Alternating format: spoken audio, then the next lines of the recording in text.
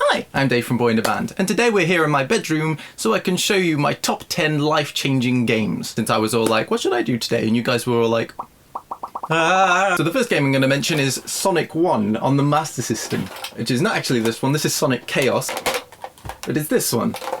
It comes inside the console. My mom told me to wait until my dad got home before I was allowed to put in the cartridge of the other game. So I was I was playing Sonic the Hedgehog that whole day because I might have messed up putting a cartridge in because it's quite a delicate thing. It was the first proper game that I owned, so I've got a special place in my heart for it always.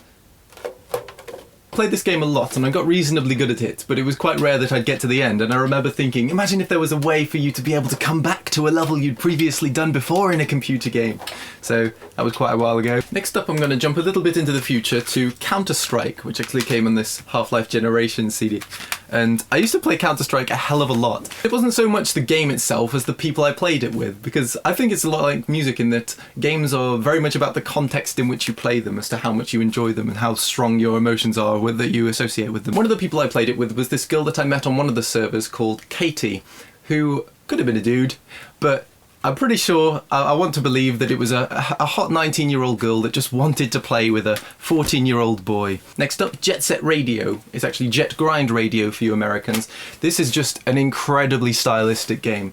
The art style it was the first ever cel-shaded game, and all the characters looked so cool. It was like hip-hop had been squashed into a video game. And my favourite character in the game was this chick called Cube, who when you picked her, she said, "Sweet!" And she didn't do that. And I thought, oh, wow, sweet. I've not heard that one before. So I adopted that, and that's why I say that all the frickin' time. Next up. Halo Combat Evolved. I remember seeing reviews of the gameplay of this when it was first released, and I thought, this is just like another FPS, why would anyone even bother? And it was so different. It was the first game to have vehicles done really well, but it wasn't the single player that I like it for, it was the fact that I've associated it with so many good times playing with friends. Back when I was in my band called which is difficult to spell. We used to play it every single band practice, and I was the best one, so that was fun. And the bassist in was actually terrible at the game, Pete. And sorry Pete, and to be fair, he stuck at it, he never stopped. Several years later we met up again at some point and we played a game of Halo and he kicked my ass. He was absolutely amazing at it. He'd practiced like crazy, so that is one story of perseverance triumphing. Smash Brothers Brawl. This game is just an incredible fighting game with every character from every Nintendo game that you would want to play. And I played Kirby in the first one, but when I got Melee, I remember thinking, what's the most embarrassing character that I could become really good at? So I picked Peach, and now I own as Peach, because there's nothing more embarrassing than being killed by a small girl dressed in pink and hearing her go, oh, did I win? It's a series that I think has got better with each one as well, just because there's more in it. And this is the game that I always used to use to introduce friends who didn't know each other from different groups of my friends, because it's the ultimate icebreaker. No one knows what's going on and everyone's just dying a lot. It's great fun. Tekken. This one's Tekken Tag, and I probably would pick Tekken 3 if I could find the frickin' game, but I used to play this game so much, and the reason it stands out above things like Soul Calibur, which I think might be just a bit better of a game, is because I have these incredible memories of playing it with my mom, who is amazing as playing Eddie. There's this mode I think on Tekken 3 called Tekken Force Mode, which is kind of like Streets of Rage, in that you go through these different levels, killing several different bad guys on the way, kind of like a side-scrolling beat-em-up. And it was so hard because you couldn't save your game and it was really long. And my mom beat it and I couldn't. She was... Kingdom Hearts. Kingdom Hearts was a game that I remember reading about and thinking, is this for real? In a similar vein to Smash Brothers. Like it's two huge franchises coming together. And it worked so well. Squaresoft... It was Squaresoft, not Square Enix. Oh, Square Enix at that time. Square Enix did such a good job with this. And I have a huge soft spot for JRPGs because they have this really strong sense of innocence that Western RPGs don't have. The situations that occur in them could never happen, but it's just so romantic because the worlds are so impossibly perfect. And as if you didn't guess that this would be in here, I actually have Pokemon Blue. This is my sister's Pokemon Red, which broke, but I can't find mine, so my Blastoise is just sitting somewhere on this cartridge waiting for me to return to it.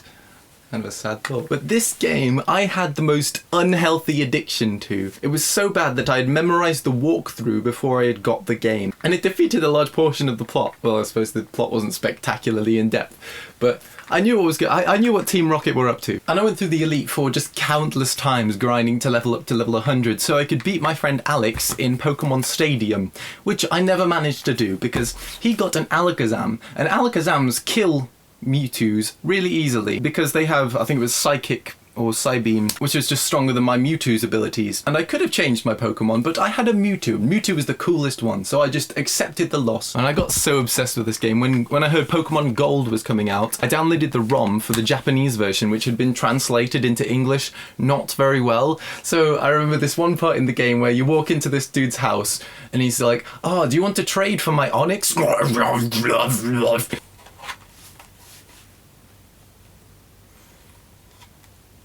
Zelda was just insanely well put together. Everything was so well rounded. All the music fitted. The music! Oh my god, the music! Saria's song was the best. No, it wasn't. It was... The Song of Storms was the best. And that was A down up, A down up. I still remember that. And I think that's the one I found None Like Joshua from as well. The Zelda rapper. I have the best memories riding around Hyrule on Epona. While my sister watched me play, and she was terrified of the skeletons that came out of the ground at night. So I would be trying to kill them while she was like, "Oh, get skeletons!" So that was fun. And the strongest memory of this game that I have is right at the end. I won't spoil anything, but it ends on this sepia photo, and I remember just sitting looking at that photo for a good hour, just like, what do I do with my life now? And when people ask me what my favourite game of all time is, I always answer with Final Fantasy VIII, which I don't actually have the box to because I gave it to an ex-girlfriend. But I walked into this shop in the United Arab Emirates and I wanted to buy a game, and on one of the shelves was this anime guy with a scar down his face and this really cool sword with like a lion on it or something. Oh, I need that. Judge a book by its cover, go for it. So glad I did. The whole style of the game and the romance between the characters, I had the biggest crush on Rinoa, and obviously I wanted my hair to look like Squall, like any kid who played that game did. So maybe it was like the first time as a kid I had allowed myself to get into a romance story, and it was just so sweet. It was just so sweet. Maybe psychologically that was okay because it wasn't a girly romance type thing, it was a game. I played through that game the first time with no limit breaks. Limit breaks are when your life goes really low and you can do these special attacks, which really make it easier to do the boss fights, but I didn't know how you did them, so I managed to get through it basically on an extra hard mode. And Final Fantasy 7 and 9 and 10 were really good. I even enjoyed 6 a lot, but it's just because Final Fantasy 8 was my first, so it's gonna have that edge. I'm so glad I grew up through that period of gaming where everyone was figuring out what to do and there were all these new genres coming out. And right now I don't play as many games like console games or games with storylines anymore. There's one game that I'll show you. I haven't got the box because it's an online game that's for the PC that you download, but this should represent it because of all the time I have spent on League of Legends. I could have had like twice as many videos out if it wasn't for this frickin' game, which is so good, but also I just want to hate it because it sucks time. Yeah, Dan Bull got me into this game, and now he doesn't play it anymore, but I'm still addicted, so cheers for that. When it comes to playing games now, I feel like I don't get quite as attached to them, and like the main reason I think I get frustrated is because I feel like I should be working rather than playing games, which is so sad. I miss those days when I could just game the whole time and not even think about the future. But maybe I should just balance it because I genuinely love games. I always wanted to do games design as a kid. I had so many games ideas and I went to university to learn how to do it, which was a waste of money. But yeah, let me know if you have any interesting stories about how a game affected your life in the comments, because a lot of parents stopped kids playing games because they were a waste of time or whatever. But I'm so glad my parents just let me completely go loose on it because I'm sure that it made me a much more creative and open-minded person. But yeah, leave your life-changing gaming moments in the comments, and cheers for watching and have a nice day.